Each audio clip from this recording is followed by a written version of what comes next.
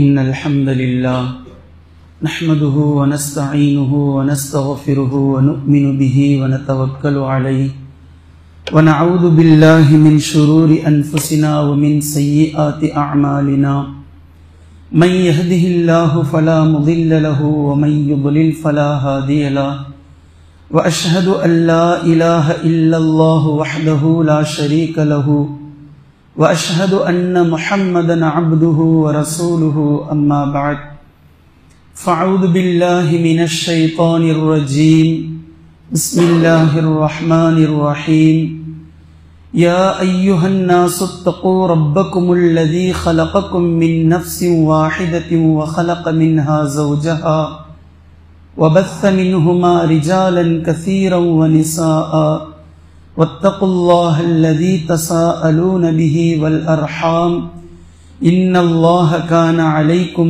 رقيبا يا أيها الذين آمنوا اتقوا الله حق تقاته ولا تموتن إلا وأنتم مسلمون يا أيها الذين آمنوا اتقوا الله وقولوا قولا سديدا يصلح لكم أعمالكم ويغفر لكم ذنوبكم ومن يطع الله ورسوله فقد فاز فوزا عظيما فإن أصدق الحديث كتاب الله وخير الهدي هدي محمد صلى الله عليه وسلم وشر الأمور محدثاتها وكل محدثة بدعة وكل بدعة ضلالة وكل ضلالة في النار. கண்ணியத்திற்குரிய அல்லாஹ்வின் அடியார்களே, அல்லாஹு ஜல்ல ஷானுஹு தஆலா இந்த உலகம் உங்களுக்கு நிரந்தரமானது இல்லை, மறுமைதான் உங்களுடைய நிலையான உலகம், மறுமைதான் உங்களுடைய லட்சியமாக இருக்க வேண்டும், மறுமைதான் உங்களுடைய குறிக்கோளாக இருக்க வேண்டும் என்று குர்ஆன் ஷரீஃபிலே திரும்ப திரும்ப நமக்கு பாடம் புகட்டி கொண்டே இருக்கின்றான்.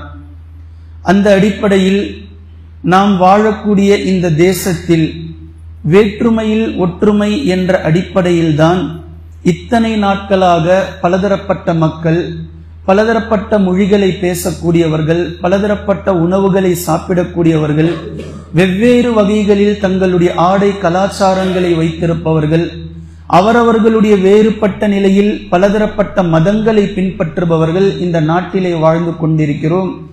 இது ஒட்டுமொத்த நபர்களுக்கும் தெரியும். இதுநாள் வரையிலும் எந்த விதமான வேற்றுமையை காட்டி அவர் இந்த ஜாதி, இவர் இந்த மொழி, அவர் அந்த மொழி என்றெல்லாம் பெருவாரியாக மிகப்பெரிய பிரச்சனையாகவோ கலவரமாகவோ வந்ததை நாம் பார்த்திருக்க முடியாது. இப்படித்தான் சுதந்திர இந்தியாவில் நாம் வாழ்ந்து வந்து கொண்டிருந்தோம். ஆனால் கடந்த 10 ஆண்டுகளாக இப்போது எது இல்லை என்று நான் சொன்னேனோ இவையெல்லாம் ஒவ்வொரு மனிதர்களுக்கு இடையில் திடீர் என்று ஒவ்வொரு நிலைகள் உருமாறி இருப்பதை நாம் பார்க்கின்றோம். திடீரென்று இவர்களுக்கும் கலவரங்கள், இன்னாருக்கும் பிரச்சனை, இந்த மதத்தவர்களுக்கும் அந்த மதத்தவர்களுக்கும் சண்டை சச்சரவுகள் ஏற்பட்டிருக்கிறது என்ற நிலையிலெல்லாம் இந்த 10 ஆண்டுகளாக இருக்கக்கூடிய விஷயங்களை நம்மால் பார்க்க முடிகின்றது. இப்படி ஒரு பக்கம் இருக்கிறது என்றால், ஆளக்கூடிய அரசியல்வாதிகளே, யார் நாட்டை ஆளுகின்றார்களோ அவர்களே பலதரப்பட்ட சட்டங்களை மாற்றி அமைப்பவர்களாக நாம் பார்க்கின்றோம். அதாவது இந்த வேற்றுமையில் ஒற்றுமை காணக்கூடிய மக்களுக்கு மத்தியில் அவரவர்களுடைய மதங்களை அவரவர்கள் பின்பற்றக்கூடிய நிலையில் அவரவர்களுக்கென்று தனிப்பட்ட சட்டங்கள் இருக்கிறது.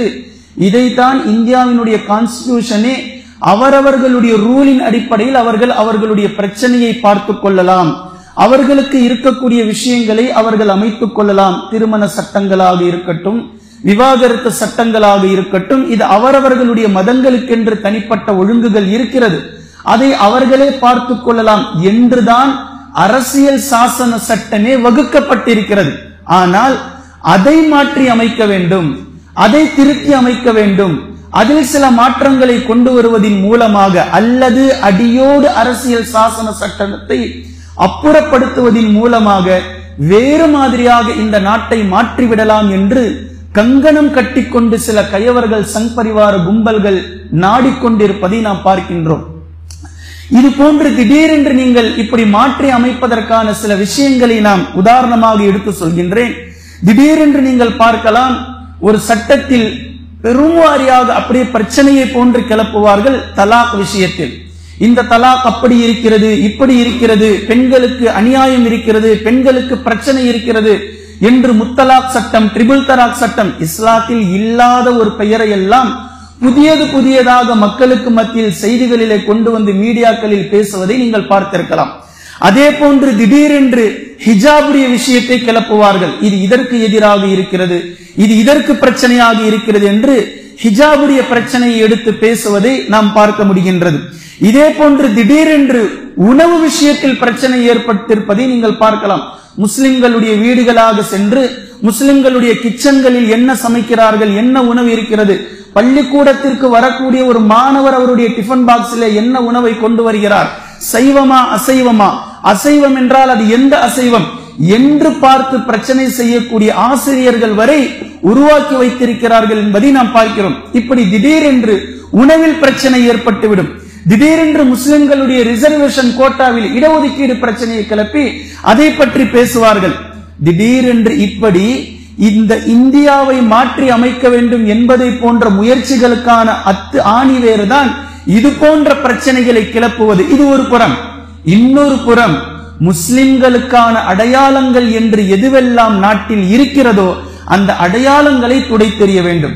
இந்த அடையாளங்களை தவிர்த்து விட்டால் முஸ்லிம்கள் இந்த நாட்டினுடைய பூர்வ குடிகள், இவர்கள் இந்த மண்ணின் மைந்தர்கள் என்பதை அழித்து விடலாம், அது இல்லாமல் ஆக்கிவிடலாம் என்று யாரோ கொடுத்த ஐடியாவின் அடிப்படையில் திடீரென்று பள்ளிவாசல்கள் பூட்டப்படும், பள்ளிவாசல்கள் இடிக்கப்படும், அந்த பள்ளிவாசலின் மீது ஒரு கட்டுக்கதை திணிக்கப்படும். இது முன்பொரு காலத்தில் வேறு ஒரு தேவாலயமாக இருந்தது, வேறு ஒரு கோவிலாக இருந்தது, அதன் மீதுதான் அன்று வாழ்ந்த மன்னர் இதை இடித்துவிட்டு பள்ளிவாசலை எழுப்பினார் என்ற கட்டுக்கதைகளை எல்லாம் திடீரென்று அடையாளங்களை அழிப்பதற்காக இவ்வாறு செய்வார்கள். யூபி போன்ற மாநிலங்களில் பல மதரசாக்கள் பூட்டப்பட்டிருக்கிறது. 300க்கும் மேற்பட்ட சிறிய மதரசாக்கள் பூட்டப்பட்டிருப்பதை நீங்கள் பார்க்கலாம். பொது இடங்களில் தொழுவதற்கு தடை செய்யப்பட்டிருப்பதை நீங்கள் பார்க்கலாம். ஏன் இதையெல்லாம் செய்கிறார்கள்? இதையெல்லாம் செய்வதின் மூலமாக பொதுவான பொதுஜனங்களுக்கு மத்தியில் இந்த நாட்டிற்கு ஒரே சட்டத்தை கொண்டு வருகின்றோம், ஒன்றாக ஒரே சட்டத்தை கொண்டு வந்து சரியான சட்டத்தை நாம் அமல்படுத்துகின்றோம், நிலைநாட்டுகின்றோம், இதற்கு பேர் பொது சிவில் சட்டம் என்று ஒரு பெயரையும் வைத்து அதை கொண்டு வர துடிப்பது இந்த நாட்டினுடைய அவல நிலையில் நாம் பார்க்க முடிகின்றது. இப்படி கொண்டு வரக்கூடிய நிலையில் பொதுவான மக்கள் எல்லோருக்கும் ஒரே சட்டம் தானே, இவருக்கு இப்படி பேசக்கூடியவர்களுக்கு சொல்லுவாங்கல்ல, ஜாத்திலையும் கிடையாது, ஜாதிலையும் கிடையாது, எதுவுமே கிடையாது, இப்படி இருக்கக்கூடியவர்கள், இப்படி பேசக்கூடிய மக்கள் எல்லோருக்கும் ஒரே சட்டம் இருந்தால் சரிதானே என்று நினைப்பவர்கள் யாராக இருப்பார்கள் என்றால், இவர்களுக்கென்று அடிப்படையான எதுவுமே தெரியாது. இவர்களுக்கு இவர் எந்த மதத்தில் இருக்கிறார் என்றும் தெரியாது, அடுத்த மத உணர்வுகள் என்னவென்பதும் தெரியாது, எதுவுமே தெரியாத மக்கள் இப்படி பேசக்கூடியதை நாம் பார்க்கின்றோம். கண்ணியத்திற்குரிய அல்லாஹ்வின் அடியார்களே, இந்த உதாரணங்கள் எல்லாம் இவ்வளவு நேரம் நான் சொல்லிக் கொண்டு வரக்கூடிய விஷயம் என்னவென்றால், இஸ்லாத்தினுடைய அடிப்படை சட்டங்களை மாற்றி அமைப்பதற்காக உலகம் முழுக்க பலதரப்பட்ட பிரச்சனைகள், பலதரப்பட்ட அநியாயங்கள் நடந்து கொண்டிருக்கும் நேரத்தில் இது நம்முடைய தேசத்திலும் நடைமுறைப்படுத்திவிட வேண்டும். எப்படியாவது இஸ்லாமியர்களுக்கென்று இருக்கக்கூடிய தனித்தனி சட்டங்களை எடுத்து நம்முடைய சட்டங்களை அதற்குள்ளாக நுழைக்க வேண்டும் என்ற மனநிலை என்றோ இந்த மக்களுக்கு வந்துவிட்டது. கிட்டத்தட்ட 10 ஆண்டுகளாக இந்த பிரச்சனை, இதற்காக அவர்கள் முனைந்து கொண்டிருப்பதும் முயற்சி செய்து கொண்டிருப்பதும் முட்டி மோதி கொண்டிருப்பதும் எப்படியெல்லாம் இதை மாற்றி அமைக்கலாம் என்று நினைத்துக் கொண்டிருப்பதையும் நாம் பார்க்கின்றோம். இந்த அடிப்படையில் இதனுடைய முதல் உதாரணமாக, முதல் தவணையாக பொது சிவில் சட்டத்தினுடைய சாயலில் முதல் அடிப்படையில் ஒரு நிலையை உருவாக்கி இருக்கிறார்கள். சில நாட்களுக்கு முன்னால் நீங்கள் செய்திகளிலே பார்த்திருக்கலாம், மறந்திருக்க மாட்டீர்கள். தெலுங்கானாவை சேர்ந்த ஹைதராபாத்தில் இருக்கக்கூடிய அப்துல் சமத் என்பவருக்கும் அவருடைய மனைவிக்கும் விவாகரத்து நடக்கிறது. இந்த விவாகரத்து நடந்ததற்கு பின்னால் அந்த பெண்மணி ஜீவன அம்சத்தை கோரி கோர்ட்டிலே வழக்கு தொடுகிறார்கள். இது ஃபர்ஸ்ட் அவர்களுடைய இடத்தில் இருக்கக்கூடிய குடும்ப நல நீதிமன்றத்திற்கு இந்த வழக்கு செல்கிறது. அந்த நீதிமன்றம் என்ன சொல்லுது அப்படின்னா, அப்துல் சமதுக்கு மாதம் மாதம் நீங்கள் ஜீவன அம்சம் கொடுக்க வேண்டும் அப்படின்னு சொல்லுது. எவ்வளோ? 20,000 ரூபாய். 20,000 ரூபாய், அதுக்கப்புறமா அது கம்மியாச்சு 10,000 ரூபாய் ஆகுது. இது ஒரு பக்கம் அப்படியே இருக்கட்டும். ஆனால் மாதம் மாதம் ஜீவன் அம்சம் கொடுக்க வேண்டும் என்று குடும்ப நல நீதிமன்றம் உத்தரவிடுகின்றது. இதை அவர் எடுத்துட்டு உயர் நீதிமன்றத்துக்கு போறார். அங்க போய் கேஸ போட்டு இந்த மாதிரி இந்த பிரச்சனை இஸ்லாத்தில் இப்படி செய்வதற்கு அனுமதி இல்லை, ஒன்லி ஒரு செட்டில்மெண்ட், ஒரே நேரத்தினுடைய செட்டில்மெண்ட் தான் இஸ்லாத்தினுடைய ரூல், இந்த மாதிரி மாதம் மாதம் கொடுப்பது என்பது இஸ்லாத்தில் இல்லை என்று பேசக்கூடிய நேரத்தில் உயர் நீதிமன்றம் அதை தட்டி கழிக்குது. நான் இதுல தலையிட முடியாது, நீங்க வேற ஏதாவது பண்ணிக்கோங்க. அங்கிருந்து அவர் உச்ச நீதிமன்றத்துக்கு போறார். சுப்ரீம் கோர்ட்டுக்கு சென்றதற்கு பின்னாடி சுப்ரீம் கோர்ட் அதை எடுத்து அவருடைய விஷயத்தில் அவருக்கென்று கொடுக்கப்படக்கூடிய தீர்ப்பு மட்டும் கொடுக்காம அதை ஒதுக்கிட்டு பொதுவாகவே எல்லோருக்கும் சேர்ந்து, அதாவது சிஆர்பிசி 125 செக்ஷன் என்ற அடிப்படையில் 125 பொதுவாக இருக்கக்கூடிய எல்லோருக்கும் விவாகரத்து ஆன பெண்களுக்கு மாதம் மாதம் ஜீவன் அம்சம் கொடுத்தாக வேண்டும் என்ற சட்டத்திற்குள் முஸ்லிம் பெண்களும் வருவார்கள் என்ற சட்டத்தை கொண்டு வந்து இணைக்கிறாங்க. இப்படி இணைச்சி அதை தீர்ப்பாக உச்ச நீதிமன்றம் தீர்ப்பு வழங்கி இருக்கிறது. ஒரு முஸ்லிமுடைய சட்டத்தை மாற்றி அமைப்பதில் எவ்வளவு மும்முரமாக இருக்கிறார்கள் என்பதை பாருங்கள். இப்ப நான் என்ன கேட்கிறேன், அல்லாஹ்வினுடைய சட்டம் இஸ்லாமிய சட்டம், இஸ்லாத்தினுடைய சட்டம், இஸ்லாத்தில் எதுவெல்லாம் நமக்கு சட்டமாக வழங்கப்பட்டிருக்கிறதோ இது அல்லாஹ்வின் தூதர் ஸல்லல்லாஹு அலைஹி வஸல்லம் அவர்கள் போட்ட சட்டம் அல்ல, இப்ராஹிம் அலைஹிஸ்ஸலாம் அவர்கள் இயற்றிய சட்டம் அல்ல, ஆதம் அலைஹிஸ்ஸலாம் அவர்கள் இயற்றிய சட்டம் அல்ல, படைத்த ரப்புல் ஆலமீன் இயற்றிய சட்டம். இந்த சட்டத்தில் ஒருவன் கை வைக்கக்கூடிய நேரத்தில் ஏன் நமக்கு கோபம் வருவதில்லை? அல்லாஹ்வினுடைய சட்டத்தை ஒருவன் மாற்றி அமைத்து தீர்ப்பை வழங்குகின்றான். இது முஸ்லிம் சமூகத்திற்கும் பொருந்தும், முஸ்லிம் பெண்களுக்கும் பொருந்தும், இப்படித்தான் இனி சட்டங்கள் இருக்க வேண்டும் என்று அமைக்கக்கூடிய நேரத்தில் ஏன் முஸ்லிம்களுக்கு அதை பற்றி எந்த கவலையும் இல்லை? அல்லாஹ்வினுடைய சட்டத்தை மாற்றி அமைப்பது, ஒரு மாற்றி அமைப்பதை நாம் வேடிக்கை பார்த்து கொண்டிருக்கிறோம் என்றால் அல்லாஹு தஆலாவிடத்தில் நாம் எந்த நிலையில் இருப்போம்? குறைந்தபட்சம் அதை பற்றிய கவலை, குறைந்தபட்சம் அதை பற்றிய ஒரு மனதில் ஒரு வருத்தம், இது எப்படிதான் சாத்தியம்? அல்லாஹ்வினுடைய சட்டத்தை மாற்றுவதற்கு நபிமார்களுக்கு கூட உரிமை இல்லையே, நபிமார்களுக்கும் அல்லாஹ் தஆலா அந்த அதிகாரத்தை வழங்கவில்லையே.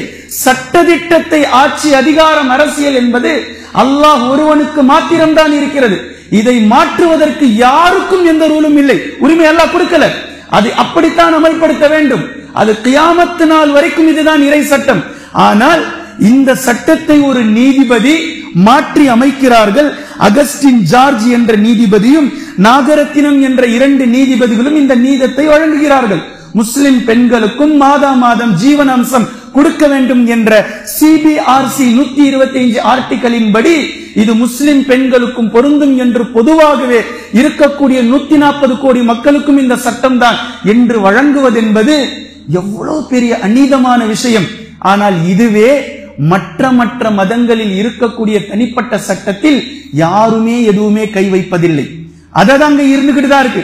சீக்கியர்கள் அவர்களுக்கென்று ஒரு சட்டத்தை வைத்திருக்கிறார்கள், அவர்களுடைய விஷயங்கள் என்று, அதில் யாரும் கை வைக்கிறது இல்லை, அதை பற்றி யாரும் கேட்பதும் இல்லை. அதை பற்றி ஏன் இப்படி எல்லாம் நடக்குதுன்னு நான் பின்னாடி சொல்றேன். இதை பற்றி யாருமே கேட்பது கிடையாது. இஸ்லாத்தை பொறுத்த மட்டிலும் 1400 ஆண்டுகளுக்கு முன்னதாக அல்லாஹு தஆலா இயற்றிய சட்டம் என்றால் அது மனிதர்களுடைய சட்டத்தை போன்றா இருக்கும். ஒரு வாட்டி இப்படி, இல்ல திருத்து, இன்னொன்னு இல்ல திருத்து, இப்படி பலதரப்பட்ட சட்டங்கள் மாற்றி அமைக்கப்பட்டிருக்கிறது. ஆனால் அல்லாஹுடைய சட்டம் என்பது படைத்த ரப்புல் ஆலமீனுக்கு தெரியும் மனிதனுக்கு எது தேவை, அவன் மூளை எதை யோசிக்கும், அவன் இதயம் எப்படி துடிக்கும், அவனுடைய உடலுக்கு எது தேவை, எந்த சட்டம் இருக்க வேண்டும் என்று எல்லாவற்றையும் படைத்த ரப்புல் ஆலமீன் தெரிந்து சட்டங்களை வகுத்து வைத்திருந்தால் அதை ஒரு மனிதன் மாற்றுவதற்கு யார் அனுமதி வழங்கியது? யார் இந்த உரிமையை கொடுத்தது? அதுவும் இஸ்லாத்திற்குள்ளாக வந்து இஸ்லாத்தினுடைய சட்ட திட்டங்களை மாற்றி அமைத்து தீர்ப்பு வழங்குகின்றது. ஆனால் முஸ்லிம்களாகிய நாம் மௌனமாக கடந்து செல்கின்றோம். 15 கோடி முஸ்லிம்கள் இருக்கிறோம். அந்த சிஆர்சி, என்பிஆர், சிஏஏ இது போன்ற சட்டங்களுக்கு நம்முடைய உரிமைகள் பறிக்கப்படுகின்றது, நாம் வாழவே முடியாது, இந்த நாட்டில் நாம் இருக்கவே முடியாது என்பதற்காக போராட்டங்களும் ஆர்ப்பாட்டங்களும் நிகழ்ந்ததே. ஆனால் ஒரு முஸ்லிமுக்கு அல்லாஹுடைய சட்டத்தில் கை வைக்கிறார்கள், அல்லாஹினுடைய சட்டத்தை மாற்றி அமைக்கிறார்கள். ஆனால் ஒரு முஸ்லிமுக்கு இதற்கேன் இது ஒரு பிரச்சனையாவே தெரியல. இதுதான் முதல் அடிப்படை. இது இப்படியே எங்க கொண்டு போய் சேர்க்கும் என்பதை நான் சொல்றேன்.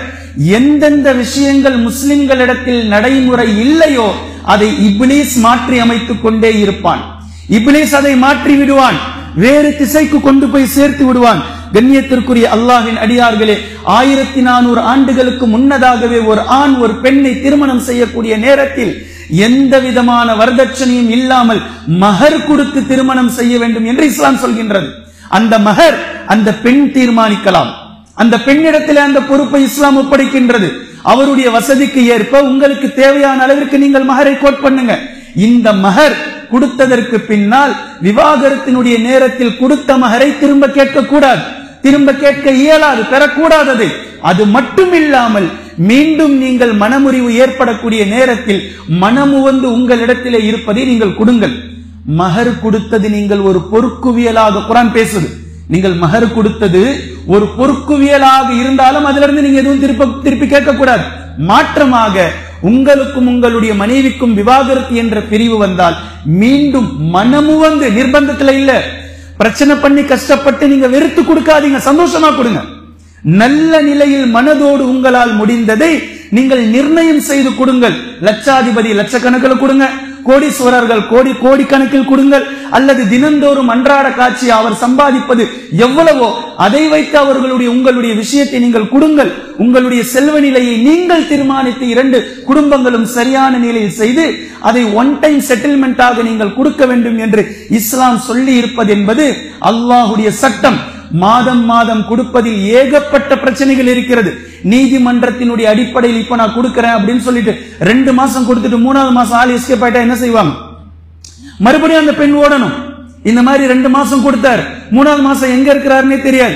இப்ப அவர் ஜீவனாம்சம் கொடுக்கிற காசு எல்லாம் இந்த அம்மா வக்கீல் கிட்ட பீஸுக்கே செலவு பண்ணிட்டு உட்கார்ந்துட்டு இருக்கணும். இப்படி காலங்கள் உருண்டோடும்.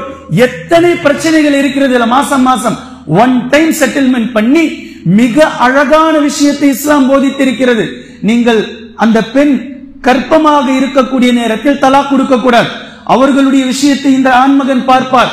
பின்பு குழந்தை பிறந்ததற்கு பின்னால் அந்த பெண் தலாக் ஆனாலும் பாலூட்டக்கூடிய அந்த நேரம் வரைக்கும் குழந்தைக்கும் அந்த தாய்க்கும் தேவையான செலவினங்களை இந்த ஆண்மகன் பார்க்க வேண்டும் என்றெல்லாம் எத்தனை அழகழகான வகையான சட்டங்களை இஸ்லாம் 2 நபர்களுக்கும் சேமித்து இவ்வளவு அழகான சட்டங்களை வகுத்து வைத்திருந்து, இதைவிட சிறந்த சட்டத்தை யாரும் இயற்ற முடியாத அளவிற்கு அல்லாஹ்வினுடைய சட்டங்கள் இயற்றப்பட்டிருப்பதை நம்மால் பார்க்க முடிகின்றது இந்த தலாக் விவாகரத்துடைய விஷயத்தில் மட்டும்.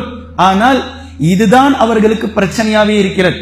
இதை மாற்றி அமைத்து விட வேண்டும். இப்படி மாற்றி அமைச்சிட்டாங்க அப்படின்னா, இப்படி ஒரு சட்டத்தை மாற்றி அமைத்தால் ஒவ்வொரு சட்டமாக கையில் எடுப்பார்கள், ஒவ்வொரு விஷயமாக கையில் எடுப்பார்கள். கையில் எடுத்து சட்டம் இயற்றப்படும். இஸ்லாமியர்கள் இனி இப்படி தொழக்கூடாது, இனி இப்படி தாடி வைக்க கூடாது, இனி இப்படி இயங்கக்கூடாது, இனி இந்த ஆடை உடுத்தக்கூடாது, இப்படியெல்லாம் ஒவ்வொரு சட்டமாக. ஏன் ஒரு சட்டத்துல மக்கள் கம்முன்னு இருக்கிறாங்களே, அப்ப அடுத்த சட்டத்துல கை வைங்க, அடுத்த சட்டத்தில் கை வைங்கள்.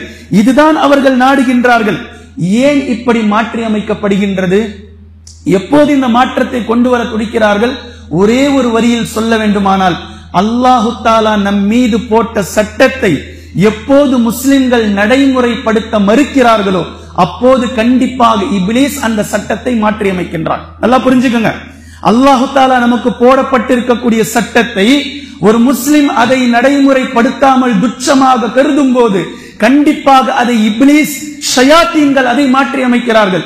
உதாரணமாக இஸ்லாத்திற்குள் இந்த பிரச்சனைக்கான தீர்வு இருக்கக்கூடிய நேரத்தில் பலதரப்பட்ட பெண்கள் மகளிர் காவல் நிலையத்தை நாட ஆரம்பித்தார்கள். வரதட்சணை கொடுமை, வன்கொடுமை தடுப்பு சட்டம் என்றெல்லாம் எப்போது நாட ஆரம்பித்தார்களோ அவர்களே அதை பார்க்கிறார்கள். இஸ்லாத்துக்குள்ள ஒன்னும் வேல்யூ இல்ல, ஜமாத் ஒன்னும் வேலை செய்யல போல. அப்ப நம்மிடமே அவர்கள் வரும்போது அவர்களாக முத்தலாக் சட்டத்தை கையில் எடுக்கிறாங்க. எப்போது இங்கு வீரியம் குறைகிறதோ அப்போது அவர்கள் அதை எடுக்கிறார்கள். இப்படி ஒவ்வொரு விஷயமாக நாம் சொல்லிக்கொண்டே செல்ல முடியும். கண்ணியத்திற்குரிய அல்லாஹ்வின் அடியார்களே, எந்த விஷயம் நாம் நடைமுறைப்படுத்தவில்லையோ அந்த நடைமுறைப்படுத்தப்படாத விஷயங்கள் எல்லாம் மாற்றத்தில் கொண்டு வரப்படும். உதாரணமாக நான் சொல்கின்றேன், சில விஷயத்தை நீங்கள் எடுத்து பாருங்கள். ஒரு முஸ்லிம் தாடி வைக்க வேண்டும் என்பது சட்டம். யாருடைய சட்டம்? அல்லாஹ் விதித்திருக்கக்கூடிய சட்டம். இது அல்லாஹ்வுடைய சட்டம். அல்லாஹ்வினுடைய நியதி. ஆனால் ஒரு முஸ்லிம் அதை பொருட்படுத்துவதில்லை. இவர் முஸ்லிம் பொருட்படுத்துறதே இல்லை. அவர் சிரைக்கிறார், அவர் ஒட்ட வெட்டி கொள்கிறார், அல்லது தாடி வைப்பதை அவரை வெறுக்கிறார். இதுதான் ஃபேஷன், இதுதான் டீசன்ட், இதுதான் டிசிப்ளின் என்று நினைக்கிறார். இப்போ நீங்க வேலை தேடி போகக்கூடிய நேரத்தில் அந்த கம்பெனி உங்களிடத்தில் சொல்கிறது, இங்க வரணும்னா நீங்க கிளீன் ஷேவ்ல வரணும். இது இஸ்லாமிய சட்டம் எல்லாம் உங்களுக்கு கவலை கிடையாது. ஏனென்றால் மற்ற முஸ்லிம்கள் அதை நடைமுறைப்படுத்துறதே இல்லை. அது நடைமுறையில் இல்லை என்பதை அவர்கள் தெளிவாக விளங்கி வைத்திருக்கிறார்கள். ஒரு சாதாரண ஒரு முஸ்லிம் அல்லாத சகோதரர் எப்படி நினைக்கிறார் தெரியுமா? ஒரு முஸ்லிம் என்றால் வெள்ளிக்கிழமை தொழுவாரு அப்படி நினைச்சிட்டு இருக்கிற இன்னைக்கும் நான் முஸ்லிம்கள் இருக்கிறாங்க. ஏன்னா 5 வேளை தொழுக முஸ்லிம்கள் தொழுறதில்லை. அவருக்கு பக்கத்துல இவர் கடை வச்சிருப்பார், இவருக்கு பக்கத்துல அவர் கடை வச்சிருப்பார். அங்கு பாங்கு சொல்லப்படும், தொழுகை நடத்தப்படும், இவர் வியாபாரம் செஞ்சுக்கிட்டே இருப்பார். அப்ப அவர் நான் முஸ்லிம் என்ன நினைப்பார்? வெள்ளிக்கிழமை மட்டும்தான் பாய் கடையை சாத்திட்டு போறார். அப்ப அது மட்டும்தான் சரியான சட்டம், அது மட்டும்தான் சரியான தொழுகை போல, மீதி வக்து எல்லாம் நார்மலான தொழுகை, அது பிரச்சனை இல்லை அப்படின்னு தான் அவர் நினைப்பார். நம்முடைய நடைமுறைகளை பார்த்து அவர் இப்படித்தான் நினைப்பார். இது போன்றுதான் ஒவ்வொரு விஷயத்திலும் ஹிஜாபில் அவர்கள் கை வைத்ததும் இப்படித்தான். ஹிஜாபை பற்றி பெண்கள் பெருசா எடுத்துக்கிறது இல்ல. சில பேர் போடுறாங்க, சில பேர் நிர்பந்தத்தில் போடுகிறார்கள், சில பேர் அதை பெருசா எடுத்துக்கொள்வதே இல்லை. இந்த ஹிஜாபுடைய பிரச்சனை எடுத்ததும் இப்படித்தான். பல முஸ்லிம்கள் ஹிஜாப் அணியாமல் இருக்கிறார்களே, அவங்க தலையை மறைக்காம இருக்கிறாங்களே, அப்ப இதையும் சட்டமாக போடலாம். நீ இதுக்குள்ள வர அப்படின்னா இந்த மாதிரி நீ வா, நீ இதுக்குள்ள வர அப்படின்னா இதை கழட்டிட்டு வா, உன்னுடைய தலையிலிருந்து துணியை இறக்கு, ஸ்கார்ஃபை கழட்டு என்று சட்டங்கள் போடுவதெல்லாம் முஸ்லிம்கள் மாற்றி அமைத்ததுதான் முதல் காரணம். அல்லாஹ்வினுடைய சட்டத்தை எப்போதெல்லாம் முஸ்லிம்கள் என்று சொல்லிக் கொள்ளக்கூடிய நாம் லா இலாஹ இல்லல்லாஹ் முஹம்மதுர் ரசூலுல்லாஹ் என்ற கலிமாவை சொல்லிவிட்டு நாமே அந்த சட்டங்களை மதிக்காமல், அல்லாஹ் நம் மீது ஏற்றி இருக்கக்கூடிய சட்டங்களை நாம் மதிக்காமல் நாம் அதை மிதித்துவிட்டு நடைமுறை வாழ்க்கைக்கு ஒப்பாக யூதர்களுக்கும் கிறிஸ்தவர்களுக்கும் முஷ்ரிக்குகளுக்கும் ஒப்பாகி போனோமோ, இப்போது நம் மீது புதிய புதிய ஃபித்னாக்கள் துவங்கிவிட்டது. அடுத்தவர்கள் நம் மீது புதிய புதிய சட்டங்களை போட ஆரம்பித்து விட்டார்கள். இனி இதற்கு பெயர் வைப்பீர்கள் நிர்பந்தம் என்று, இதற்கு பெயர் வைப்பீர்கள் நிர்பந்தம் என்று. உங்களை தாடி வைக்காமல் தடுத்தது எது நிர்பந்தம்? எந்த நிர்பந்தம்? சொந்தமாக தொழில் செய்கிறீர்கள், சுயமாக வாழ்கிறீர்கள், யாரும் உங்களை பேச முடியாது. ஆனால் திடீரென்று அரசாங்கம் சட்டம் போட்டால் மட்டும் நிர்பந்தத்தில் வேறு என்ன செய்வது என்று சொல்வீர்கள். எத்தனை நிர்பந்தங்கள் என்று சொல்வீர்கள். அல்லாஹு தாலா அத்தனையும் பார்த்து கொண்டிருக்கின்றான். கண்ணியத்திற்குரிய அல்லாஹ்வின் அடியார்களே, சுருக்கமாக நான் உதாரணத்தோடு நான் பேசுகின்றேன். அல்லாஹு தாலா சொல்லக்கூடிய இந்த வசனத்தை நீங்கள் உன்னிப்பாக கவனித்து பாருங்கள். ஹாஃபிது அலஸ் ஸலவாத்தி வஸ் ஸலாத்தில் உஸ்தா. இந்த இடத்தில் ஹாஃபிது என்று அல்லாஹ் பயன்படுத்துறான். ஹாஃபிது அலஸ் ஸலவாத், தொழுகைகளை பேணி பாதுகாத்துக் கொள்ளுங்கள். வஸ் ஸலாத்தில் உஸ்தா, மேலும் நடுநிலையாக இருக்கக்கூடிய உயர்ந்த சிறப்பான தொழுகையை நீங்கள் பாதுகாத்துக் கொள்ளுங்கள். அல்லாஹ் தஆலா ஏன் ஹாஃபிதுன்னு சொல்லி போடுறான்றது நமக்கு புரியல. ஆனா இந்த விஷயத்தோடு நீங்கள் இப்போது ஒப்பிட்டு பாருங்கள். இந்த செய்திகள் எல்லாம் தொடர்பு படுத்தி நீங்கள் ஒப்பிட்டு பாருங்கள், மிக தெளிவாக புரிய வரும். நீங்கள் பாதுகாக்கவில்லையானால் இப்லீஸ் அதை மாற்றி அமைப்பான். இப்லீஸ் அதை மாற்றி அமைப்பான். எப்படி மாற்றி அமைப்பான்? திடீரென்று சில கையவர்கள் இந்த பள்ளியில் தொழுகை நடத்தக்கூடாது என்று திட்டம் வகுப்பார்கள், நடைமுறைப்படுத்தாமல் விட்டு வைப்பார்கள். பின்பு அந்த பள்ளியை இடிப்பார்கள். எங்க தொழுகையே நடக்கல 50 வருஷமா, தொழுகையே இல்ல 40 வருஷமா, தொழாத இடத்துல எதுக்குங்க பள்ளி அப்படின்னு சொல்லுவாங்க. ஒரு ஏர்போர்ட் கட்டுவாங்க, தொழுகைக்காக அந்த இடத்தில் ஒரு இடம் ஒதுக்கப்படும். முஸ்லிம்கள் வந்தால் தொழுவார்கள் என்று ஒரு இடம் ஒதுக்கப்படும். ஒரு பஸ் ஸ்டாண்டு கட்டுவாங்க, அந்த இடத்தில் முஸ்லிம்கள் வந்தால் தொழுவதற்கென்று ஒரு அறை ஒதுக்கப்படும். இப்படி ஒதுக்கப்பட்ட அறைகளில் அந்த வழியாக பயணம் செய்யக்கூடிய பயணிகளில் 2% மக்கள் கூட வக்துல போய் தொழுவதில்லை. 1 வருஷம் பார்க்கும் அரசாங்கம், 2 வருஷம் பார்க்கும் அரசாங்கம், அந்த காலியறையாவே இருக்கும். முஸ்லிம்கள் போறாங்க வராங்க, ஹோட்டல்ல சாப்பிடுவாங்க, காத்திருப்ப அறையில உட்கார்ந்து இருப்பாங்க, தண்ணி வாங்குவாங்க, தண்ணி குடிப்பாங்க, எல்லாம் நடக்கும். ஆனால் பள்ளிவாசல் என்ற அறையாக ஒதுக்கப்பட்டிருக்கிறது. பயண நேரத்தில் தொழக்கூடிய தொழுகையை சென்று அங்கு நிறைவேற்றலாம் என்று 2% முஸ்லிம்கள் கூட இந்த மாதிரி ஏர்போர்ட்டுடைய அறைகளில், பஸ் ஸ்டாண்டுகளில், அதே போன்ற ரயில்வே ஸ்டேஷன்களுடைய அறைகளில் தொழுகையை நிறைவேற்றுவது கிடையாது. இதை பார்க்குது அரசாங்கம், முத்து கவனிக்குது. அவர்களுக்கே அவர்களுடைய அறை தேவைப்படல, பின்ன நாம கட்டி வச்சு என்ன பண்ண அப்படின்னு சொல்லிட்டு 2 வருஷம் 3 வருஷத்துல அந்த அறைகள் வேறு மாதிரியான அறைகளாக மாற்றிவிடும். முடிஞ்சு போச்சு. தொழுகைக்காக கட்டப்பட்ட அறை மாற்றிவிடும். அப்ப திடீர்னு தக்குவா நிறைந்த 5 வருஷம் கழிச்சு யாராவது ஒருத்தர் வருவார், என்னங்க இங்க ஒரு அறை கூட இல்லையா? இருந்தது கட்டும் போது முஸ்லிம்கள் யாரும் தொழுறது இல்லைன்னு சொல்லிட்டு அப்ப எப்போ மாத்திட்டாங்க, அதை ஸ்டோர் ரூமா மாத்திட்டாங்க, அதை டாய்லெட்டா மாத்திட்டாங்க, மாற்றப்பட்டிருக்கிறது. எத்தனையோ வெவ்வேறு மாதிரியாக மாற்றப்பட்டு யார் காரணம்? யார் காரணம்? அல்லாஹ் நம் மீது விதித்த சட்டங்களை நாம் பேணி பாதுகாக்காமல் நடைமுறைப்படுத்தாமல் விட்டதுதான் ஒவ்வொரு மாற்றத்திற்கு பின்னால் இருக்கக்கூடிய காரணம் என்பதை நினைத்து பாருங்கள். அல்லாஹு தஆலா அத குர்ஆன்ல மிக தெளிவா சொல்றான். ஒரு சமூகம் தன்னை மாற்றிக் கொள்ளாத வரை அல்லாஹு தஆலா எந்த மாற்றத்தை ஏற்படுத்த மாட்டான். நீங்க உங்களை முதல்ல சரியா மாத்திக்குங்க. அல்லாஹு தஆலா இயற்றி இருக்கக்கூடிய சட்டத்தின் அடிப்படையில் நடைமுறைப்படுத்தி வாழ்ந்து பழகிக் கொள்ளுங்கள். இதைவிட சிறந்த சட்டம், பாதுகாப்பான சட்டம் வேறு எதுவும் இருக்காது. இது போன்றுதான் பல அறைகள் மாற்றப்பட்டிருக்கிறது. இப்ப அல்லாஹு தஆலா தொழுகையை ஏன் பேசுறான் அப்படின்னா, எத்தனை வணக்கங்கள் இஸ்லாத்தில் இருக்கிறதோ, எத்தனை வணக்க வழிபாடுகள் இஸ்லாத்தில் இருக்கிறதோ, நோன்பு, ஜகாத், ஹஜ், இன்ன பிற வணக்கங்கள், இந்த எல்லா வணக்கங்களிலும் தலையாய வணக்கமான தொழுகை, ஒரு முஸ்லிமின் வெளிப்படையான, ஒரு முஃமினின் அழகான அடையாளம் தொழுகை. ஒவ்வொரு வக்திலும் ஒரு முஸ்லிம் பள்ளிவாசலில் இருந்தாக வேண்டும்.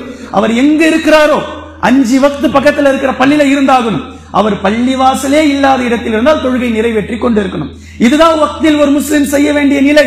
இதுதான் அடிப்படை.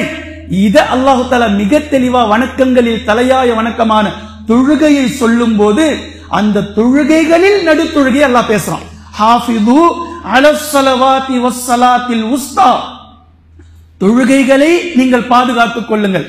அதில் நடுத்தொழுகையை நீங்கள், மையம் சரியா இருந்தா எல்லாமே கரெக்டா இருக்கும் அப்படின்ற கருத்துல சிறப்பான தொழுகை. அல்லாஹ்வின் தூதர் ஸல்லல்லாஹு அலைஹி வஸல்லம் அவர்கள் சொன்னார்கள், அசர் தொழுகையை யார் நிறைவேற்றுவாரோ அவருக்கு 2 கடமைகளை நிறைவேற்றிய நன்மை கிடைக்கும். அசர் தொழுகைக்கென்று நபி ஸல்லல்லாஹு அலைஹி வஸல்லம் அவர்கள் சொல்லி இருக்கக்கூடிய சிறப்பு, இந்த ஆயத்தில் வரக்கூடிய இந்த இடத்திற்கு உஸ்தா என்பதற்கும் சிறப்பு என்றும் பொருள் இருக்கிறது, நடுத்தொழுகை என்றும் பொருள் இருக்கிறது. அறிஞர்கள் அதை அசர் தொழுகை என்பதை கணக்கில் கொள்கிறார்கள், அல்லாஹு அலம். ஆனால் அல்லாஹு தஆலா சொல்லக்கூடிய விஷயம், ஒட்டுமொத்த தொழுகைகளையும் நீங்கள் பேணி பாதுகாத்துக் கொள்ளுங்கள். வஸ்ஸலாத்தில் உஸ்தா, நடுநிலையான தொழுகையும் நீங்கள் பேணி பாதுகாத்துக் கொள்ளுங்கள் என்று சொல்லிவிட்டு, வகூமு லில்லாஹி கானிதீன், முற்றிலும் அல்லாஹுக்கு அடிபணிந்த நிலையில் நீங்கள் வாழ கற்றுக்கொள்ளுங்கள். நிலையாக நில்லுங்கள், அதில் ஸ்திரமாக உறுதியாக இருங்கள். அல்லாஹ் இயற்றி இருக்கக்கூடிய சட்டத்தின் அடிப்படையில் இருங்கள். அல்லாஹ் தஆலா தொழுகை எக்ஸ்கியூஸே கொடுக்கல, ஆனால் தான் அதை கொண்டுட்டு வரான். ஃபஇன் கிஃப்தும், அச்ச நிலையில் நீங்கள் இருந்தாலும் சரி, ஃபரிஜாலன் அவ் ருக்பானன், நீங்கள் வாகனத்துல பயணம் பண்றீங்க, நடந்து போறீங்க, அப்படியே தொழுங்க, நடந்துகிட்டே தொழுங்க, பயணம் பண்ணிக்கிட்டே தொழுங்க. ஆனா விடுறதுக்கு அனுமதி இல்லை, தொழுகையை விடுவதற்கு அனுமதி இல்லை. ஆனா இங்க காத்திருப்பு அறைகள் கட்டி வைத்து முஸ்லிம்களுக்காக ஒதுக்கப்பட்டாலும் தொழுவதற்கு மக்கள் இல்லை. என்ன செய்யும் அரசாங்கம்? இப்படித்தான் மாற்றி அமைக்கப்படுகின்றது. ஒவ்வொரு சட்ட திட்டத்திற்கு பின்னாலும் முஸ்லிம்களுடைய பொடுபோக்குகள் இருப்பதை நாம் பார்க்கின்றோம். கொஞ்ச நாளைக்கு முன்னாடி மதுரை கிளை, மதுரையினுடைய நீதிமன்றம் செய்தி வெளியிடுகின்றது, காவல்துறையில் இருக்கக்கூடிய அதிகாரிகள் முஸ்லிம்களாக இருந்தால் தாடி வைத்துக் கொள்ளலாம். எத்தனை முஸ்லிம் இருக்கிறாங்க, இருந்தாலும் யார் தாடி வைக்கிறார்? அவர்களே சிரிப்பாங்கல்ல, அதை பார்த்து அவர்களே சிரிச்சுப்பாங்கல்ல. இஸ்லாத்தினுடைய சட்டம் தாடி வைக்க வேண்டும் என்று இருக்குது, அரசாங்கமா முன் வந்து காவல் மாவட்டமே இதை வைங்கன்னு சொல்லி அனுமதி வழங்கினாலும் காவல்துறையில் இருக்கக்கூடிய எந்த முஸ்லிம் தாடி வைக்கிறார்? அல்லாஹ் நாடியவர்களை தவிர. இல்லா மாஷா அல்லாஹ். கண்ணியத்திற்குரிய அல்லாஹ்வின் அடியார்களே, இப்படித்தான் ஒவ்வொரு இடத்திலும் ஒவ்வொரு சட்டங்களும் மாற்றி அமைவதற்கான காரணம், மாற்றி அமைந்து விடுவதற்கான காரணம் இதுதான். நாம் பார்க்கின்றோம், முஸ்லிம்கள் அந்த சட்டங்களை மதிப்பது கிடையாது, முஸ்லிம்கள் அதை சரியாக பேணுவது கிடையாது, அதை பின்பற்றுவது கிடையாது. இப்படி இல்லாமல் போவதினால் இதை உற்று நோக்குகிறார்கள். யார் இஸ்லாத்தை துண்டாடலாம், இஸ்லாத்தை வேறுபடுத்தலாம், இஸ்லாமே இல்லாததாக நாட்டை ஆக்கலாம் என்று நினைக்கிறார்களோ அவர்கள் மிக கச்சிதமாக கங்கணம் கட்டிக்கொண்டு இதை கண்காணித்துக் கொண்டே இருக்கிறார்கள். எப்படி மாற்றி அமைக்க முடியும், எப்படி இதை திருத்த முடியும், எப்போது வேறு சட்டங்களை கொண்டு வந்து நுழைக்க முடியும், இந்த இஸ்லாமிய வாடையே இல்லாமல் எப்படி ஆக்க முடியும்? அதனாலதான் தாஜ்மஹால் கூட, அவங்களுக்கு தாஜ்மஹாலை பார்த்தா பார்க்கவே பிடிக்கல. தாஜ்மஹாலை பார்த்தா நமக்கும் பிடிக்கல, அது வேற விஷயம். ஆனால் அவர்களுக்கு ஏன் தாஜ்மஹால் பிடிக்கவில்லையானால் இந்தியாவினுடைய ஒட்டுமொத்த அடையாளமாகவே அந்த கட்டடம் தான் திகழ்வு. வெளிநாட்டு மக்கள் கிட்ட போய் கேட்டாலே தாஜ்மஹால் இருக்கிற நாடு என்று அவர்கள் அடையாளப்படுத்தி வைத்திருக்கிறார்கள். ஒரு முஸ்லிம் கட்டிய கட்டடத்தை வைத்து இந்தியா அடையாளப்படுவதா? இப்ப இதுக்கு பின்னாடி தேஜோ மஹல்யா என்ற ஒரு பேர் வச்சிருக்கிறாங்க. தாஜ்மஹாலுக்கு கீழே கூட ஒரு சிவன் கோயில் இருந்தது, அதுக்கு மேலதான் ஷாஜஹான் இடிச்சிட்டு கட்டி இருக்கிறார் என்று PN ஓக் என்பவர் 1939 எழுதி வச்சிருக்கிறார். வரலாறு எடுத்து படியுங்கள். அப்போதிலிருந்தே அதன் மீதும் சர்ச்சை இருக்கிறது. கண்ணியத்திற்குரிய அல்லாஹ்வின் அடியார்களே, இப்படி ஒவ்வொரு சட்ட திட்டங்களையும் எப்போது மாற்றி அமைக்க வேண்டும் என்று துடித்துக் கொண்டிருப்பவர்களுக்கு மத்தியில் முஸ்லிம்களாகிய நாம் நம்முடைய சட்டங்களை நாம் நடைமுறைப்படுத்த வேண்டும். அல்லாஹு தாலா குர்ஆனில் எந்த சட்டங்களை நிலைநிறுத்தி இருக்கின்றானோ, இதுதான் சட்டம் என்று அல்லாஹு தாலா சொல்லி இருக்கின்றானோ, இதை நடைமுறைப்படுத்த முதலில் முஸ்லிம்கள் முன்வர வேண்டும். இதை அல்லாஹு தாலா சாடுகின்றான். ஒமல்லம் யஹ்கும் பிமா அன்ஸலல்லாஹ் ஃபஉலாயிக ஹுமுல் காஃபிரூன். எத்தனை வகையா சாடுறான் பாருங்க. யார் குர்ஆனில் இறக்கப்பட்டதை கொண்டு தீர்ப்பு வழங்கவில்லையோ அவர்கள் நிராகரிப்பாளர்கள். ஒமல்லம் யஹ்கும் பிமா அன்ஸலல்லாஹ் ஃபஉலாயிக ஹுமுல் ஸாலிமூன். யார் அல்லாஹ் இறக்கி வைத்ததை கொண்டு தீர்ப்பு வழங்கவில்லையோ அவர்கள் ஸாலிம்கள். ஒமல்லம் யஹ்கும் பிமா அன்ஸலல்லாஹ் ஃபஉலாயிக ஹுமுல் ஃபாஸிகூன். யார் அல்லாஹ் இறக்கியதை கொண்டு தீர்ப்பு வழங்கவில்லையோ அவர்கள் பாவிகள். பாவிகள், அநியாயக்காரர்கள், இறை நிராகரிப்பார்கள். பாவம் ஒண்ணு. 3 வகையா அல்லாஹ் தஆலா சாடுறா. ஒரே விஷயம், யார் அல்லாஹ்வினுடைய சட்டத்தை நிலைநிறுத்தவில்லையோ, நிலைநாட்டவில்லையோ, தீர்ப்பு வழங்கவில்லையோ இவர்கள் பாவிகள், அநியாயக்காரர்கள், இவர்கள் காஃபிர்கள் என்று அல்லாஹ் தஆலா சாடுவதை நாம் பார்க்கின்றோம். கண்ணியத்திற்குரிய அல்லாஹ்வின் அடியார்களே, தயவு செய்து அல்லாஹு தாலா நம் மீது இயற்றி இருக்கக்கூடிய சட்டங்களை மிக அழகாக பேணுங்கள். அதை நடைமுறைப்படுத்த முயற்சி செய்யுங்கள். ஒவ்வொரு துறையிலும், எந்த துறையாக இருந்தாலும், என் இறை சட்டத்தை விட்டு இந்த வேலையா, அல்லாஹு தாலா என் மீது விதித்திருக்கக்கூடிய சட்டத்தை விட்டு இந்த சுகம் எனக்கு வேண்டுமா, இந்த காசு பணம் அல்லாஹ்வினுடைய சட்டத்தை விட்டால் தான் எனக்கு கிடைக்குமா என்ற அடிப்படைக்கு செல்லாதீர்கள். தயவு செய்து இந்த வேலையை விடலாம். அல்லாஹ்வினுடைய சட்டத்தை என்னால் முடியாது. இந்த சொகுசை நான் இழப்பேன், ஆனால் அல்லாஹ்வினுடைய சட்டத்தை என்னாலும் நான் இழக்க மாட்டேன். இதில் வரக்கூடிய வருமானத்தை நான் இழப்பேன் அல்லாஹ்வுக்காக, ஆனால் அல்லாஹ் என் மீது ஏற்றி இருக்கக்கூடிய சட்டத்தை ஒரு நாளும் நான் விட மாட்டேன். ஒவ்வொரு நாளும் நபி ஸல்லல்லாஹு அலைஹி வஸல்லம் அவர்கள் எப்படி நமக்கு சொல்லிக் கொடுத்தாங்க? வவஅதிக மஸ்ததஅது, யா ரப்பே, உன்னிடத்தில் நான் வாக்குறுதி பெற்று வந்திருக்கிறேன். மஸ்ததஅது, என்னால் இயன்ற வரைக்கும் அதை நான் நிலைநிறுத்துவேன். எப்போ நாம நிலைநிறுத்தணுங்க? எப்போ நாம் நிலைநிறுத்திக் கொண்டிருக்கிறோம்? எப்போது நிலை நிறுத்துவோம்? என்ன இயன்றவரை என்னைக்கு நமக்கு எல்லாவற்றையும் நிர்பந்தம் நிர்பந்தம் நிர்பந்தம் என்று சொல்லி தூக்கி முதுகுக்கு பின்னாடி போட்டாச்சு அல்லாஹ்வினுடைய எல்லா சட்ட திட்டங்களையும். கண்ணியத்திற்குரிய அல்லாஹ்வின் அடியார்களே, படைத்த ரப்புல் ஆலமீன் நம்மை சோதிப்பதற்காகத்தான் படைத்திருக்கிறான் என்பது நிதர்சனமான உண்மை. அதில் மாற்று கருத்தில்லை. நீங்கள் இருக்கக்கூடிய துறைகளில் அல்லாஹ்வினுடைய சட்டத்தை விட்டுதான் இந்த வேலை கிடைக்கும், அல்லாஹ்வினுடைய சட்டத்தை விட்டால் தான் இந்த விஷயம் நமக்கு கிடைக்கும் என்று வரும்போது அந்த வேலையை தூக்கி எறியுங்கள். அல்லாஹ்வினுடைய சட்டத்தை நிலைநாட்டுங்கள். அல்லாஹு தஆலா அபரிவிதமான பரக்கத்தை உங்களுக்கு செய்வான். அதைவிட கோடிக்கணக்கான பரக்கத்தை அல்லாஹு தஆலா செய்வான். இது குர்ஆன் கொடுக்கக்கூடிய வாக்குறுதி, குர்ஆன் கொடுக்கக்கூடிய அடிப்படை. வஅதல்லாஹுல் லதீன ஆமனு வஅமிலுஸ் ஸாலிஹாத். அல்லாஹ் தஆலா வாக்களிக்கின்றான். அல்லாஹ்வினுடைய வாக்கை நீங்கள் நம்பினால், யார் ஈமான் கொண்டு நற்செயல்களை செய்வார்களோ, லயஸ்தக்லிஃபன்னஹும் ஃபில் அர்த், நீங்கள் வாழ்வதற்காக செல்கிறீர்கள், அல்லாஹ் தஆலா உங்களை தலைமைத்துவமாக்குகிறேன் என்று சொல்றான். நீங்க 4 பேருக்கு வேலை கொடுக்கலாம். வேலை கொடுக்கும் நேரத்தில் நீங்கள் சொல்லலாம், என் கம்பெனில தாடி வச்சாதான் வேலை. ஆனா அப்படிப்பட்ட ஒரு கம்பெனியும் இல்லையே இன்னைக்கு. அப்படிப்பட்ட ஒரு கம்பெனி இல்லையே. இருந்தாக வேண்டும், இருந்திருக்க வேண்டும். நீங்கள் அது போன்று துவங்கி இருக்க வேண்டும். கண்ணியத்திற்குரிய அல்லாஹ்வின் அடியார்களே, சட்டங்களை அல்லாஹுக்காக அல்லாஹ் இயற்றிய சட்டம் இறை சட்டம் தான், நிறை சட்டம். அதில் எந்த விதமான மாற்றங்களும் ஏற்படுத்துவதற்கு நபிமார்களுக்கே உரிமை இல்லாத போது மனிதர்களுக்கு உரிமை இல்லை. முதலில் மாற்றத்தை நம்மிடத்தில் இருந்து நாம் கொண்டு வர வேண்டும். நாம் விட்டதுதான், கோட்டை விட்டதுதான். ஒவ்வொரு நபர்களும் அவரவர்கள் இஷ்டத்திற்கு அல்லாஹ்வினுடைய சட்டத்தில் கை வைக்கிறார்கள். இது சாதாரண விஷயம் அல்ல.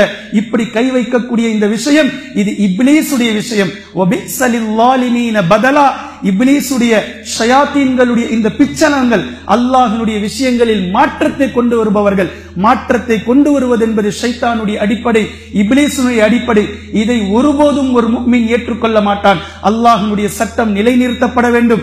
அதற்காக கண்டிப்பாக நாம் முறையோடு, நாம் முதலில் நம்முடைய வீடுகளில், நம்முடைய உடல்களில், நம்முடைய ஒழுங்குகளில், நம்முடைய கடை வீதிகளில், நம்முடைய வியாபாரத்தில் அல்லாஹ்வினுடைய சட்டம் தான் நிலைநிறுத்தப்பட வேண்டும் என்று நாம் ஒழுக்கத்தோடு இருக்க வேண்டும். வேண்டும். அல்லாஹுடைய சட்டம் தான் கடைசி சட்டம். அல்லாஹுடைய சட்டம் இருக்கும் வரைக்கும் வேறு எந்த சட்டத்திற்கும் வேலை இல்லை என்பதை ஒவ்வொரு முஃமின்களும் நிறுவிக்கொண்டு நிலைநிறுத்திக் கொண்டே இருக்க வேண்டும். அல்ஹம்துலில்லாஹி ரப்பில் ஆலமீன். கண்ணியத்திற்குரிய அல்லாஹ்வின் அடியார்களே, முஸ்லிம்களிடத்தில் அல்லாஹு தாலா பரக்கத்தை செய்திருக்கின்றான். பலதரப்பட்ட முஸ்லிம்களை அல்லாஹு தாலா செல்வந்தர்களாக ஆக்கியிருக்கின்றான். அவர்கள் யாரிடத்திலும் தேவையில்லாமல் அல்லாஹு தாலா அவர்களுக்கு கொடுத்த வாழ்வாதாரத்தை வைத்து அவர்கள் 4 பேருக்கு 10 பேருக்கு வேலை கொடுக்கும் அளவிற்கு எந்த நிர்பந்தமும் அவருடைய வாழ்வாதாரத்திற்கு இல்லாத அளவிற்கு அவர்களை வாழ வைத்திருக்கிறான். இப்படிப்பட்ட ஒவ்வொரு முஸ்லிம்களிடத்திலும் நான் செய்யக்கூடிய அன்பான அழகான வேண்டுகோள் என்னவென்றால், நீங்கள் ஜவுளி கடைகளை வைத்திருக்கிறீர்கள், நீங்கள் ஸ்கூல்களை ரன் செய்கிறீர்கள், நீங்கள் காலேஜுகளை திறந்து வைத்திருக்கிறீர்கள், அதே போன்று உங்களுடைய சூப்பர் மார்க்கெட்டுகள் இருக்கிறது, சூப்பர் மார்க்கெட்டை வைத்திருக்கிறீர்கள்.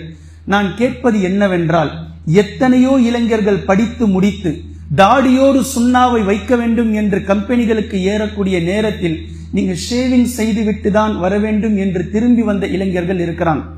இதில் வருத்தத்திற்குரிய விஷயம், தாடியை எடுத்துவிட்டு வேலைக்கு சென்ற இளைஞர்களும் இருக்கிறார்கள்.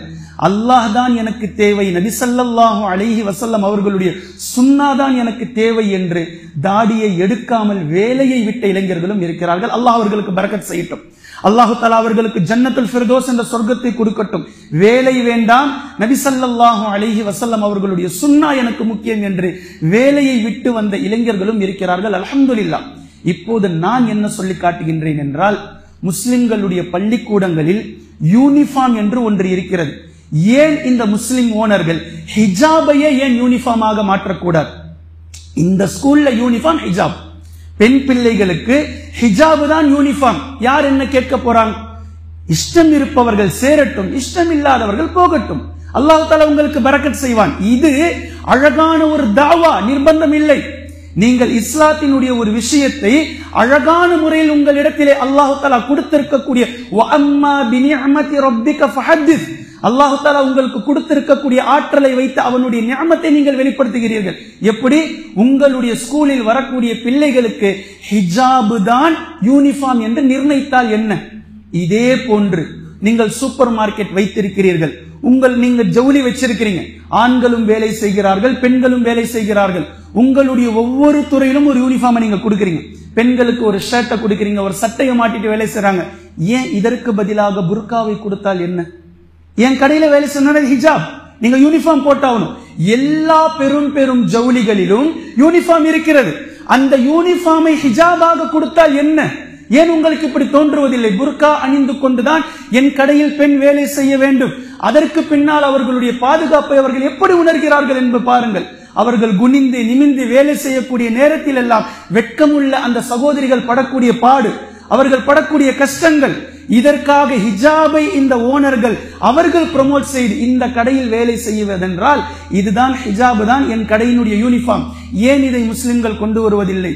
இதே போன்று ஆண்களுக்கான சட்டம் கண்டிப்பாக ஒவ்வொரு ஓனர்களும் இன்ஷா அல்லாஹ் வைக்க வேண்டும். ஏன் வைக்கிறது இல்லைன்றதையும் நான் சொல்றேன்.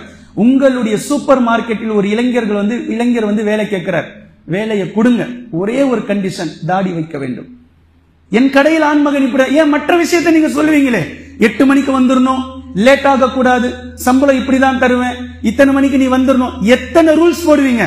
இத்தனை ரூல்களோடு சேர்த்து அல்லாஹுக்காக, நபி ஸல்லல்லாஹு அலைஹி வஸல்லம் அவர்களுக்காக ஒரு ரூல், என் கடையில் வேலை செய்வதென்றால் ஒரு ஆண் மகன் தாடி வைக்க வேண்டும். இது ஆணுடைய அடையாளம், வெளிப்படையான அழகான அடையாளம். நீ தாடி வைத்தால் இங்க வேலை கிடைக்கும். வேலை செய்பவர் செய்யட்டும், வேலை செய்யாமல் செல்பவர் செல்லட்டும். அல்லாஹ் தஆலா உங்களுக்கு பரக்கத் செய்வான். கண்ணியத்திற்குரிய அல்லாஹ்வின் அடியார்களே, இதே போன்று காலேஜுகள் இருக்கிறது, பள்ளிக்கூடங்கள் இருக்கிறது. உங்களிடத்திலே அல்லாஹ் தஆலா கொடுத்திருக்கக்கூடிய ஜவுளி என்ற மிகப்பெரிய வியாபாரத்தை நீங்கள் செய்கிறீர்கள். சூப்பர் மார்க்கெட்டை வைத்திருக்கிறீர்கள். பெண்களுக்கு ஹிஜாபை யூனிஃபார்மாக கொடுங்கள், ஆண்கள் தாடி வைக்க வேண்டும் என்ற யூனிஃபார்மை அவர்களுக்கு நடைமுறைப்படுத்த முயற்சி செய்யுங்கள். இப்படி நீங்கள் செய்யக்கூடிய நேரத்தில் கண்டிப்பாக அல்லாஹ் தஆலா இந்த சுன்னாவை நீங்கள் நிலைநாட்டுவதற்காக, நிலைநிறுத்துவதற்காக இன்ஷா அல்லாஹ் கண்டிப்பாக அல்லாஹ் தஆலா உங்களுடைய தொழில்களிலே பரக்கத்து செய்வான். பிரச்சனை என்னவென்றால் ஏன் ஒரு ஓனர் மற்ற இளைஞர்களை பார்த்து தாடி வைக்க வேண்டும் என்று சொல்றது இல்லைன்னா, முஸ்லிம் ஓனரே வைக்காம இருக்கிறார். இதான் பிரச்சனை. கடை வச்சிருக்கிற ஓனரே தாடி இல்ல, இவர் எப்படி சொல்லுவார்? கடை வைத்திருக்கும் ஓனர் வைக்கணுமே அப்ப முதல்ல. இவர் சுன்னாவை ஃபாலோ பண்ணி இதுதான் என்ற மனநிலையில் ஒரு முஃமின் இருந்தால் நிச்சயமாக இவர் அந்த சட்டத்தை சொல்லலாம், சொல்வதற்கான வழிவகை வரும். இதே போன்று எத்தனையோ முஸ்லிம் கம்பெனிகள் இருக்கிறது. முஸ்லிம் கம்பெனிகள் இருக்கக்கூடிய அந்த கம்பெனிகளில் எத்தனை சுன்னத்தான முஸ்லிம் இளைஞர்கள் ஏறி தாடி என்ற ஒரு காரணத்திற்காக வந்திருப்பார்கள். உங்களுக்கு அதிகாரம் வரும்போது, நீங்கள் அதே கம்பெனிகளை நிறுவும் போது, மற்றவர்கள் வந்து வேலை தேடி உங்களிடத்தில் வந்தால் தாராளமாக நாளை முதல் வேலைக்கு வாருங்கள், தாடியோடு தான் இங்கு நீங்கள் வேலை செய்ய வேண்டும் என்று ஏன் ஒரு HR சொல்வதில்லை? ஏன் ஒரு மேனேஜர் சொல்வதில்லை? ஏன் ஒரு பிரின்சிபல் சொல்வதில்லை? சாராக நீங்கள் இங்கு பணிபுரிய வேண்டுமானால் தாடி வைக்க வேண்டும் என்று ஏன் பிரின்சிபாலோ கரஸ்பாண்டோ சொல்வதில்லை? ஏனென்றால் இவர்களே வைப்பதில்லை, இவர்களே அதை நடைமுறைப்படுத்துவதில்லை. அல்லாஹ்வினுடைய சட்டம் முதலில் நாம் நடைமுறைப்படுத்தி பின்பு நாம் சார்ந்திருக்கக்கூடிய தொழில்களில், நாம் சார்ந்திருக்கக்கூடிய நிறுவனங்களில் நிச்சயமாக நிறைவேற்றப்படும் போதுதான் இப்படித்தான் தாவாவை அடுத்தவர்களுக்கு கொண்டு செல்ல முடியும், இது பறைசாற்ற முடியும், மக்களுக்கு வெளிப்படுத்தி காட்ட முடியும். பின்பு இது வெளிப்படையாக தெரிய வரும், இதுதான் இஸ்லாமிய சட்டம், இதுதான் இஸ்லாமிய ஒழுங்கு, இதுதான் இஸ்லாமிய மனப்பாங்கு என்பது ஒட்டுமொத்த நபர்களுக்கும் நாம் பறைசாற்ற வேண்டும். கண்ணியத்திற்குரிய அல்லாஹ்வின் அடியார்களே, இப்போது இருக்கக்கூடிய இளைஞர்களாவது அல்லாஹுக்காக நியத் வையுங்கள், உங்களுடைய மனதிலே உறுதியாக எண்ணுங்கள். உங்களுக்கு 4 நபர்களை வேலை கொடுத்து சம்பளம் கொடுக்கும் அதிகாரம் வந்தால் எனக்கு கீழாக இருக்கக்கூடிய இளைஞர்களை நான் தாடி வைக்க சொல்லுவேன், நானும் தாடி வைப்பேன். பெண்களாக இருந்தால் அவர்களுக்கான யூனிஃபார்ம் ஹிஜாபு தான் என்பதை நான் நடைமுறைப்படுத்துவேன், என்னுடைய குடும்பத்திலும் ஹிஜாபை நான் நடைமுறைப்படுத்துவேன் என்ற விஷயத்தை நீங்கள் இன்ஷா அல்லாஹ் நியத்து வையுங்கள், அதை நடைமுறைப்படுத்துங்கள். அல்லாஹு தாலாவினுடைய சட்ட திட்டங்களை, அல்லாஹு தாலாவினுடைய இந்த இஸ்லாத்தை எந்த வழியிலெல்லாம் நம்மால் நடைமுறைப்படுத்த முடியுமோ, தாவா செய்ய முடியுமோ, அந்த வழியிலெல்லாம் நடைமுறைப்படுத்துவதுதான் ஒரு முஸ்லிம் முஃமினுடைய அழகான புத்தி கூர்மையாக இருக்க முடியும். எனவே அல்லாஹு தாலா குர்ஆனில் எப்படி நம்மை நடைமுறைப்படுத்தி வாழச் சொல்லியிருக்கின்றானோ அந்த அடிப்படையில் வாழ்ந்து ஜன்னத்துல் ஃபிர்தௌஸ் என்ற சொர்க்கத்தை அடையக்கூடிய நன்மக்களாக அல்லாஹ் தஆலா நம்மை ஆக்கியருள் புரிவானாக. அஊது பில்லாஹி மினஷ் ஷைத்தானிர் ரஜீம். பிஸ்மில்லாஹிர் ரஹ்மானிர் ரஹீம். இன்னல்லாஹ யஅமுரு பில் அத்லி வல் இஹ்சான் வ ஈதாஇ தில் குர்பா வ யன்ஹா அனில் ஃபஹ்ஷாஇ வல் முன்கரி வல் பகி யஇதுக்கும் லஅல்லக்கும் ததக்கரூன். உذ்குருல்லாஹ யذ்குருக்கும் வதுஊஹு யஸ்தஜிப் லக்கும் வ லذிக்ருல்லாஹி தஆலா வல்லாஹு அக்பர் வல்லாஹு யஅலமு மா தஸ்னஊன்.